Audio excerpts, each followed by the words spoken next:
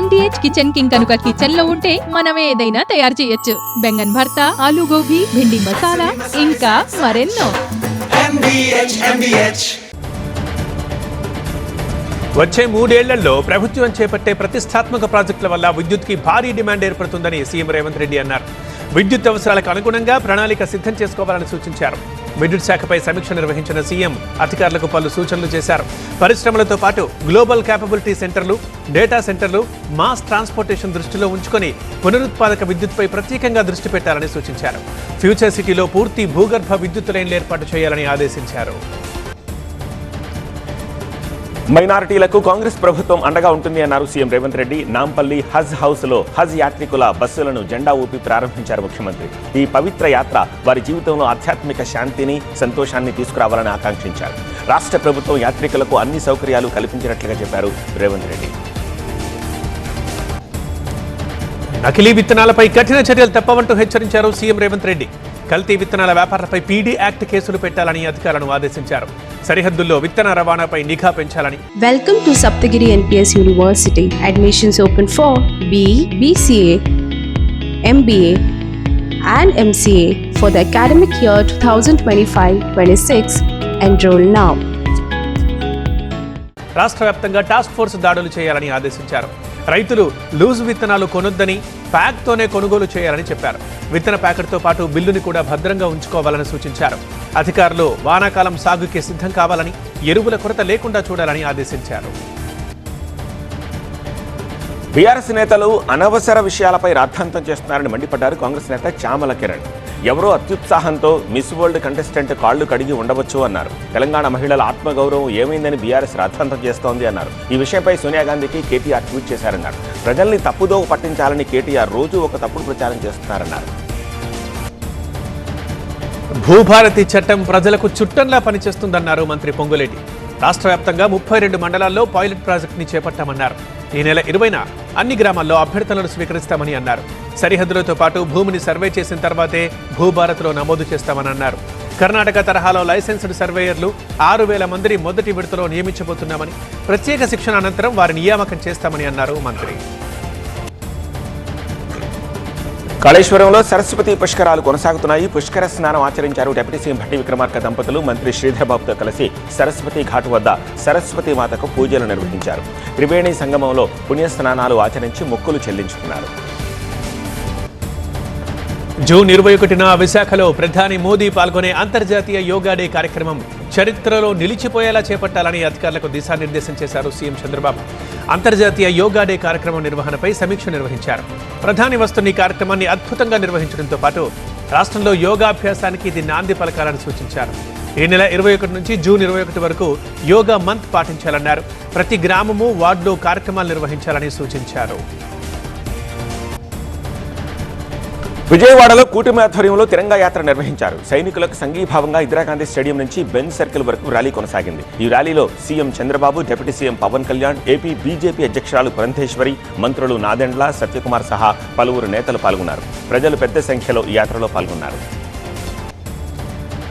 శ్రీకాకుళం జిల్లా కేంద్రంలో తిరంగా ర్యాలీ నిర్వహించారు. వందే మాత్రం, భారత్ మాతాకి జై అంటూ నినదించారు నగరవాసులు. భారత సైనికులకు సంఘీభావంగా శ్రీకాకుళం 7 రోడ్ల జంక్షన్ నుండి రామలక్ష్మణ జంక్షన్ వరకు ర్యాలీ కొనసాగింది. హెచ్చర్ల ఎమ్మెల్యే ఈశ్వరరావు, బీజేపీ జిల్లా అధ్యక్షులు తేజేశ్వరరావుతో పాటు టీడీపీ, జనసేన నాయకులు ఈ ర్యాలీలో పాల్గొన్నారు. జగన్ టార్గెట్ గా అక్రమ కేసులు పెడుతున్నారని మండిపడ్డారు మాజీ మంత్రి పేర్ని నాని. స్కిల్ కేసులో చంద్రబాబు 53 రోజులు జైల్లో ఉన్నారని, ఒక్కరోజైనా అదనంగా జగన్ను జైల్లో ఉంచాలని చంద్రబాబు తొందరపడుతున్నారని అన్నారు. జగన్ అరెస్టే లక్ష్యంగా లిక్కర్ కేసు నడుపుతున్నారని చెప్పారు. లిక్కర్ కేసులో దొంగ సాక్ష్యాలు సేకరిస్తున్నారన్నారు. లిక్కర్ కేసుతో జగన్ కు ఏం సంబంధం అన్నారు పేర్ని నాని. మాజీ మంత్రి కాకాని గోవర్ధన్ రెడ్డికి సుప్రీంకోర్టులో చుక్కెదురైంది. ఆయనకి ముందస్తు బెయిల్ ఇచ్చేందుకు సుప్రీంకోర్టు నిరాకరించింది. క్వార్జ్ గనుల అక్రమాల కేసుల్లో కాకాని A4గా ఉన్నారు. ముందస్తు బెయిల్ ఇచ్చేందుకు గతంలోనే ఏపీ హైకోర్టు నిరాకరించింది. తాజాగా సుప్రీంకోర్టులో కూడా ఎదురు దెబ్బ. కాకాని పిటిషన్ని సుప్రీంకోర్టు డిస్మిస్ చేసింది.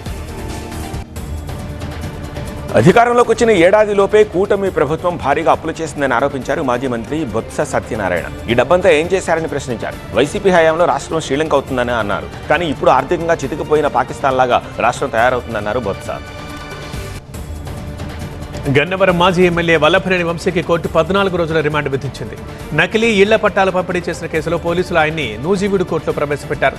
అంతకుముందు విజయవాడ జైల్లో ఉన్న ఆయనకి వైద్య పరీక్షలు నిర్వహించి కోర్టులో హాజరుపరిచారు. ఈ కేసుని పరిశీలించిన ధర్మాసనం వంశీతో పాటు ఆయన అనుచరుడు రంగాకి ఈ నెల 29 వరకు రిమాండ్ విధించింది. దీంతో వంశీని విజయవాడ జైలుకి తరలించారు. అనారోగ్య సమస్యల నేపథ్యంలో వంశీని ఆసుపత్రికి తరలించాలని కోర్టు ఆదేశించింది. కాళేశ్వరం కమిషన్ విచారణ తుది దశకు చేరుకుంది. తుది నివేదికను సిద్ధం చేస్తోంది. ఈ నెలాఖరున ప్రభుత్వానికి నివేదిక అందనుండటంతో ఉత్కంఠ కొనసాగుతోంది. దాదాపు 400 పేజీల రిపోర్టును తయారు చేసింది. ఈ నెల 22, 24న commission chief justice Pinaki Chandra Ghosh report ఇస్తారు. బహిరంగ విచారణకు రాజకీయ నాయకులను పిలవద్దని కమిషన్ సూత్రప్రాయంగా నిర్ణయం తీసుకుంది. హైదరాబాద్లోని సరూర్ నగర్లో నకిలీ డాక్యుమెంట్ల దందాకి చెక్ పెట్టారు రాచకొండ పోలీసులు. సాత్విక్ ఎంటర్ప్రైజెస్లో ఆకస్మిక తనిఖీలు చేపట్టి భారీగా నకిలీ సర్టిఫికెట్లు, ఫేక్ ల్యాండ్ డాక్యుమెంట్లను స్వాధీనం చేసుకున్నారు. తోట వెంకట భానుప్రకాష్, సాగరిక దంపతులతో పాటు అనిల్, చంద్రశేఖర్, కిషోర్ అనే నిందితుల్ని అరెస్ట్ చేశారు. మరో 7 పరారీలో ఉన్నారు. ఇలాంటి ముఠాల పట్ల అప్రమత్తంగా ఉండాలంటున్నారు సిపి సుధీర్ బాబు. గుంటూరులో తాళ్లూరు గ్రామ రైతులు ధర్నా చేపట్టారు. పొగాకు పంటకు గిట్టుబాటు ధర కల్పించాలంటూ డిమాండ్ చేశారు. జీపీఏ పొగాకు కంపెనీ రైతుల్ని మోసం చేసిందని ఆవేదన వ్యక్తం చేశారు. 15,000కు కొనుగోలు చేస్తామని చెప్పి పంట చేతికి రాగానే కేవలం 6,000 రూపాయలకు మాత్రమే కొంటామని చెప్పడం దారుణమన్నారు. తమకు న్యాయం జరిగేదాకా ధర్నా చేస్తామంటున్నారు రైతులు. బాపట్ల జిల్లా రేపల్లె జగనన్న కాలనీలో తాగడానికి మంచినీళ్లు ఇవ్వండి అంటూ ఖాళీ బిందెలతోటి మహిళలు నిరసన చేపట్టారు. ఈ నిరసన కార్యక్రమంలో సిపిఎం పట్టణ కార్యదర్శి మణిలాల్ పాల్గొన్నారు. వేసవిలో మంచినీళ్లు లేకపోవడంతో మున్సిపల్ అధికారులకు పలు వినతి పత్రాలు ఇచ్చినా పట్టించుకోలేదని మండిపడ్డారు. మున్సిపల్ విభాగంలో వాటర్ సెక్షన్ బాధ్యత చూసే అధికారులు నిర్లక్ష్యంగా చులకనగా మాట్లాడుతున్నారన్నారు. జిల్లా కలెక్టర్ స్పందించి మంచినీళ్లు అందించాలని కోరారు. నెల్లూరు జిల్లా కోవూరులో అగ్ని ప్రమాదం సంభవించింది. వెళ్లకూరు కాలనీలోని స్క్రాప్ దుకాణంలో మంటలు చెలరేగాయి. చెత్త చెదారాలు, ప్లాస్టిక్ ఉండడంతో మంటలు ఎగిసిపడ్డాయి. మంటల కారణంగా దట్టమైన పొగాలముకోవడంతో స్థానికులు భయాందోళనకు గురయ్యారు. పోలీసులు, అగ్నిమాపక సిబ్బంది అక్కడికి చేరుకుని మంటల్ని అదుపులోకి తీసుకొస్తున్నారు. ఈ ఘటనపై దర్యాప్తు చేస్తున్నారు పోలీసులు. నల్గొండ పట్టణంలో కార్డన్ సెర్చ్ నిర్వహించారు పోలీసులు. డీఎస్పీ శివరాం రెడ్డి నేతృత్వంలో 320 మంది పోలీసులు ఎక్స్క్లూజివ్ డాగ్, నార్కోటిక్ డాగ్ తోటి కార్డన్ సెర్చ్ నిర్వహించారు. మాన్యంచలకలో తనిఖీలు చేశారు. ఈ దాడుల్లో జార్ఖండ్, ఉత్తరప్రదేశ్, బీహార్ రాష్ట్రాలకు చెందిన పలువురు అనుమానితులను పోలీసులు అదుపులోకి తీసుకున్నారు.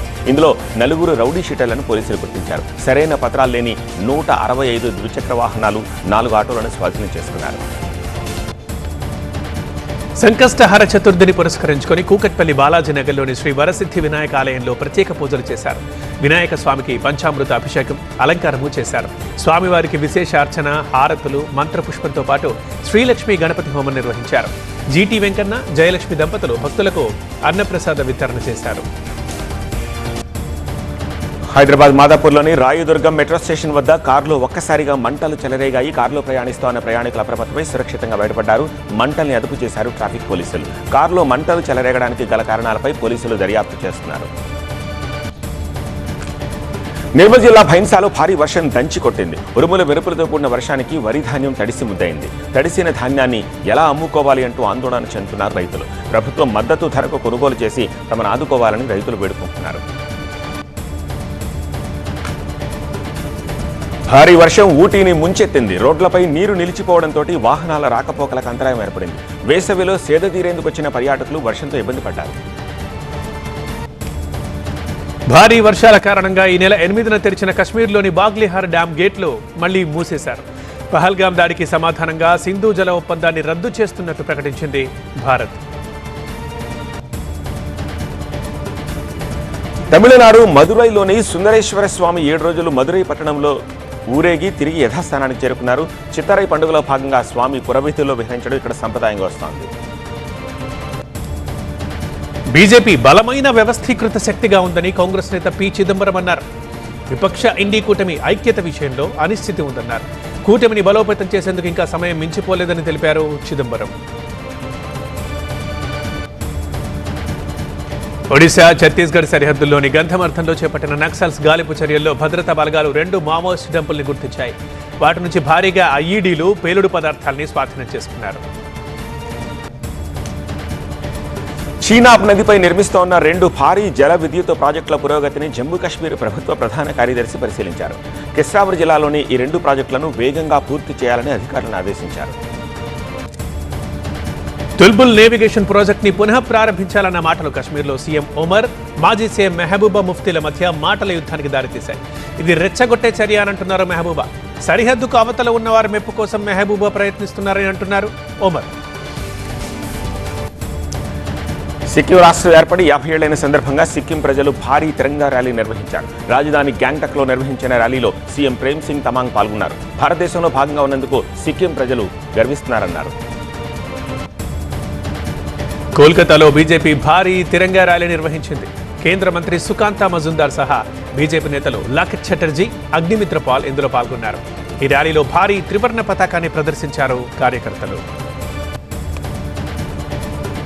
కర్ణాటక కల్బుర్గి హైకోర్టు ప్రాంగణంలో మాక్ డ్రిల్ నిర్వహించారు. సైరన్ మోగించి ఉద్యోగులను అప్రమత్తం చేశారు. కాల్పులు, పేలుళ్లను ఇందులో ప్రదర్శించారు.